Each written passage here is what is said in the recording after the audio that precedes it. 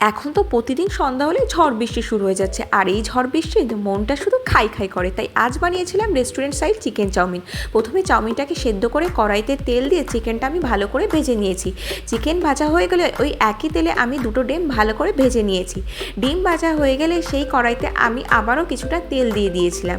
তেল দিয়ে দেওয়ার পরে দিয়েছিলাম রসুন কুচি দেওয়ার পরে দিয়েছিলাম পেঁয়াজটা দেওয়ার পরে দিয়েছিলাম গাজর আর বিনস আর গাজর ভালো করে ভেজে নিয়ে দিয়েছিলাম লঙ্কা কুচি দেওয়ার পরে দিয়েছি ক্যাপসিকাম দেওয়ার পরে দিয়েছি আমি সেদ্ধ করে রাখা চাউমিন দিয়ে ভালোভাবে আমি চাউমিন আর সবজিগুলো ভালোভাবে মিশিয়ে নিয়েছি।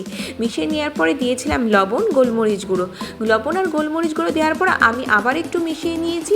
তারপর একটু ভাজা হলে আমি দিয়ে দিয়েছি চিকেন আর ডিম দিয়ে আবারও চাউমিনের সাথে সেটাকে ভালোভাবে মিশিয়ে দিয়েছিলাম সোয়া সস দেওয়ার পরে চাউমিন আমাদের তৈরি। গরম গরম পরিবেশন